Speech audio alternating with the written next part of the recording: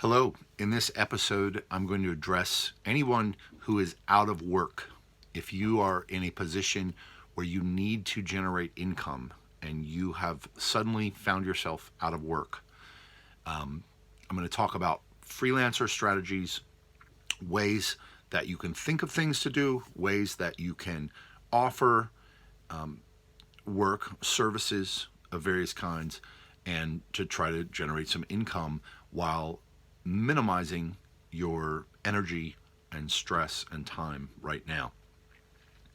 I'm going to be doing a series of other videos related to this that are more about generating money online if you're a teacher, creating online content, so you can come back to for those if you like. But this is really just about, let's say you're a performer or you do events and all of a sudden that work has been taken away, and maybe you're not a teacher, or maybe you're just trying to figure out what you can do. So let's get right into it. I want to thank my usual sponsors for Creative Strings podcast, which are Yamaha Electric Violin Shop. I also want to thank Diadario, who sponsors me, and Encoda as well. So let's get into this. First of all, I want to talk about the mindset, at least my mindset. My attitude is that I am not proud. I'm not too proud, so I will dig ditches, wash dishes, walk people's dogs. I'll do whatever is necessary to generate income. Of course, I identify as a provider for my family. That's part of what gives me purpose. That's part of what I consider my duty. I know everybody has different situations, but we all definitely need to survive. Just my attitude, this is, my opinion and how I approach it. I feel like I'm going to do whatever is necessary to generate income. If I'm not able to work as a performer for a while, for example, I may need to pivot. I think that, I see three choices.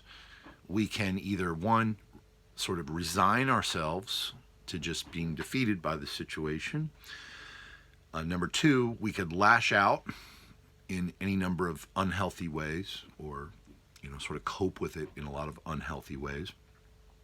And number three, we can try to overcome this situation. And I prefer number three, try to overcome it. And these are some of the strategies I'm going to give you as the freelance mentality. Now, first of all, obviously, it's preferable for any of us to find work at the highest pay we possibly can, whether it's hourly or project rates, and or even to generate what people sometimes call passive income via online content. And I will talk about that in separate episodes, but if necessary, I will work for $10 an hour, $15 an hour, whatever it might be, or even on a volunteer basis, especially if these work opportunities afford any chance of leveraging opportunities, leveraging growth, opportunities. So what I would say about this is that as you make your list of different opportunities, different things for you to try, test ideas. If it's a new work opportunity or project, a short project, or a volunteer activity, and you're not sure whether it's worth doing, dip a toe in the water. Do it once. Offer to do something for a short period as a trial and see how it goes. That would be my recommendation, because it's so important for us to manage our energy and our time and not get, sucked down rabbit holes, as it were. So what kinds of work can you do? What kinds of work can you do to generate income? What I would suggest is that you brainstorm a list of services you can provide, any kinds of services. Write it all down. Get it out of your head. And then I would ask someone you trust to look at your list and tell you what they think, and then offer you any other additional ideas that come up for them. Now you can post your list in an email to people and say, hey, what do you think? Do you have any other suggestions for me? You can speak with someone that you live with, someone that's close to you. There are many options. I would recommend, personally, I would recommend that if you have a spouse or a significant other or someone in your family that you want to lean on for feedback or for accountability during this time, I would say that's a really good thing to do. But I think it's important that you establish boundaries around that, because those people may need to lean on you as well, and they may be under a lot of stress. So a couple things that you can do. One is you can schedule a time. You can say, hey, I want to bounce some ideas off you. Is there a good time we can schedule? And then you can time box that. Say, I'm only going to take 5 minutes, or I'm only going to take 10 minutes, and prepare for it. Because if 3 times a day or 5 times a day you come to a person in your family or roommate or a significant other and you say, hey, I need your advice all the time, that could be stressful. It could be stressful. So definitely rely on the people for feedback, but just try to bear that in mind of doing it sparsely. Another thing you can do is really prepare for those. So if you're going to ask someone for feedback, make your own notes before you do. Sit down and say, these are the things I want to ask, or send them in advance. Say, these are some of the questions I want to ask. I'm sending you a list. Is there a good time that we can take 5 to 10 minutes and go over these? And I'd like to get your feedback in person. So once you make this list of all the things you can do, and you get feedback, and you think about, what are the things that are most likely to resonate with people or the things that are going to be the most productive, pay the most. Once you do this, I'd like you to make a list of people that you can offer these services to. And I would start with your warmest contacts. These are the people that know you, they like you, they trust you. I would start with people who have ever hired you to do anything. People in your family, people that go to your church, people whose kids go to your kids' school, people in your neighborhood. There is a tendency for a lot of us to reach out to strangers or to try to do this online business thing and skip over the biggest opportunities, the biggest assets, which are often right in front of our nose. So the people who know us, the people who like us, the people who trust us. Make a list of your warmest contacts, your inner circle. And because the reason people are going to hire you is because they know, like, and trust you, more so than because you're good at something, more so than because you're an expert. This is a really important distinction I think a lot of freelancers miss out on. So 2 things in there. Number 1, reach out to your warmest contacts. Number 2, well, like I said, because people are going to hire you based on the fact that they trust you to show up more so than you're an expert. So you don't have to be an expert. This is a perfect example. There are many people who may be bigger experts than me on this subject or making videos, but that's not going to stop me from providing for the people who know me my insight, because it's going to be different than some other expert, and I have a relationship with those people. So once you've made a list of these warm contacts, another thing I would do is I would make a list of the services that you want to provide. And I would put them on one page or on several pages, but probably the easiest way is just make a list on one page. Here's a list of the services I, Chris, can provide. Write them on one page. If you want to include pricing information or suggested pricing, or if you want to just suggest that people reach out to you to discuss it, but just have that list in one place that you can send people to. You can put it on a PDF. You can put it in a Google Doc or document in Dropbox. If you have a website, you can put it on a website. You can just have it sitting in an email. Just try to use the simplest and freest things. There is a fancier version of this called Linktree, I believe.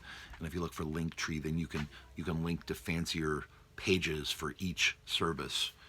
Or if you really feel like you only want to send a couple services, like let's say you do music related services and you want to have a page just for that, and then you can have another page for non-music related services, all these other things, and that's fine as a variation. So I'm going to talk about the one-time free model. This is a really powerful way to go about offering your services, selling, promoting your services, if you want to think of it that way. Getting hired is to offer one-time free. And it's really the way that I've built my career, actually. When I was 24, I reached out to many restaurant managers and I offered to do one free audition. And based on reaching out to many people, some of them allowed me to do one free audition, and some of those people offered me a regular weekly performance. And I've duplicated that in so many ways. I mean, even this video right here is a free, giving you something free, and I can then, it's a way for me to offer to you that I have other services if you'd like to use my services as a business coach, to be a part of my business support group, or other services I provide. This is an example of that. So if you offer something free, it's a great way to show people what you do and generate clients. If you offer, for example, if you're a teacher and if you offer a one-time free private lesson, I would recommend making the lesson like 15 or 20 or 30 minutes max instead of a normal 60-minute lesson. And just in general, I would try to preserve your energy when you do this. So again, making a video for free and sending it to a lot of people, teaching something that or inspiring them, or making them laugh, making a performance, sending that to people. It saves energy because you make one video and you send it out to many, many, many people. You don't have to do it over and over and over again. And so if you're doing a service that involves your time for just one person, you want to shorten it. You could offer to show up on someone's live stream to their group and teach people something. And when you do, you could make it short and test it to see what kind of feedback you get. You could offer to do a small amount of work for a prospective client or a prospective employer, a small amount of work as a sample. It could be just only takes 10 or 15 minutes of your time. Let's say you're a copy editor or a photo editor. Even if you do yard work, you could go to someone and say, hey, let me do your front yard. If you're happy with it, I'll do your front yard for free. And if you're happy with it, pay me to do your backyard.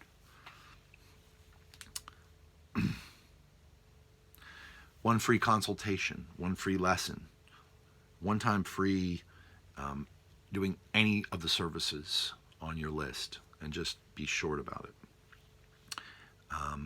Again, free videos, make lesson videos, and you add a call to action on the video and post the video. If you do a performance, you can post the video and you can place a link that goes to your page of services, and they can say, hire me for these services.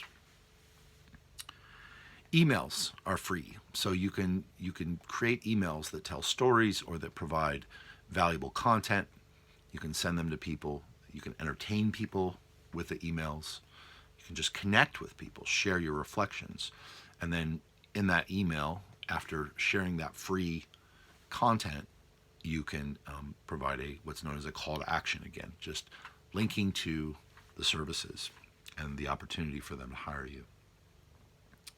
Even if you put videos on Instagram or Facebook of your playing music, any of these things can be one-time free, and it's a really powerful way to offer your services and get people to hire you. So I'm going to talk more about how to offer your services, and this will be probably the last subject we stop. Well, we talk about here today. I would say that there are three things you can offer, or if you prefer, three things you can ask. One is that you can offer to be of service. So if you want to work mowing someone's lawn, you could say, would you like someone to mow your lawn? Could I help? Could I help you by mowing your lawn? Number two, ask for a referral. So in this case, do you know anyone who needs their lawn mowed, and that you could recommend that I reach out to offer to mow their lawn? That's known as asking for a referral. And they could say, oh yeah, John down the street, I think he has a problem mowing his lawn. Just tell him that I sent you. Or they might give you an introduction to John. You can ask for an introduction or a referral. And if you reach out to the referral, then you can say, my neighbor Kathy, she recommended I reach out to you. So ask for a referral. Or number three, ask for advice. So that would be, hey, I'm thinking about mowing people's lawns as a way to get to create some income and to work. Do you have any advice for me? So those are the three examples. Ask for the opportunity to be of service, and when you do this, it could be in a very specific or a vague way. In other words, hey, I'm looking for work. Is there anything I can do for you? Or is there anything that you think I might be able to help you with? I'm looking for work. Or do you need help with mowing your lawn? That's a very specific thing. Do your kids need help with their online education right now? Maybe I could teach them. Maybe I could babysit for a while. That's a specific offer to be of service.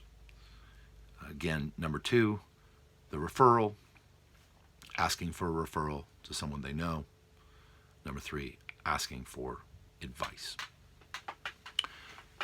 Often when you ask someone for advice, they may actually give you a referral, or they may actually hire you for something. They might say, I've got some work I need done. When it comes to sales psychology, which is what some of us in the business, if you were, people like me who coach people, coach freelancers, coach people in running business, sales psychology has to do with the fear that people have of being rejected, of being told no, the fear of feeling that you're going to be, that your offers or that your ask will be not well received. So I just want to share a couple ideas about this. Number one, if you're offering to be of service, there's nothing to feel bad about. There's nothing to feel bad about offering to be of service. So really try to come from a place of being of service.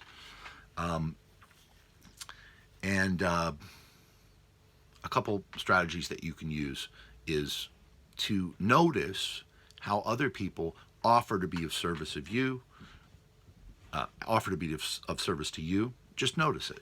Open your email. Look at all the sales letters you get. Watch anything on Hulu or on YouTube and look at all the advertisements where people are pitching to you. Notice how you feel, and probably most of the time you're used to it. So I think things you can do to minimize feeling bad about offering is, number one, is it relevant? Number two, are they a warm contact? Number three, are you showing respect for their time? And again, if you want to offer something one time free, that is a great way to alleviate that feeling you might have also of like, oh, I don't want to impose upon someone. But it's okay if people say no. A lot of times we say, go for the no. Like, ask people to, if you reach out and you have 9 people tell you no, that 10th person might tell you yes. And so it's okay to expect that you may have 9 out of 10 people tell you no. And but there's nothing wrong with reaching out and offering your services and asking, whether it's one-to-one, in a mass email, posting on social media. I hope these tips are helpful. I'm trying to make this as streamlined and fast as possible. And like I said, I'm going to do some more about specifically how to move your private teaching studio online, how to create digital content and online and sell that, and just to let you know that if you would like to get my personal support with this issue, with generating work and related subjects, just go to my website, christianhouse.com. On the front page, there should be links to some of the resources and services I provide as a business coach, and specifically for my support group. I have a private support group and some courses and that sort of thing. So again, big thanks to the sponsors who support Creative Strings in our podcast episodes, and that our sponsors are Electric Violin Shop, greatest resource to electric string players, and Yamaha. Yamaha is a huge resource to music educators.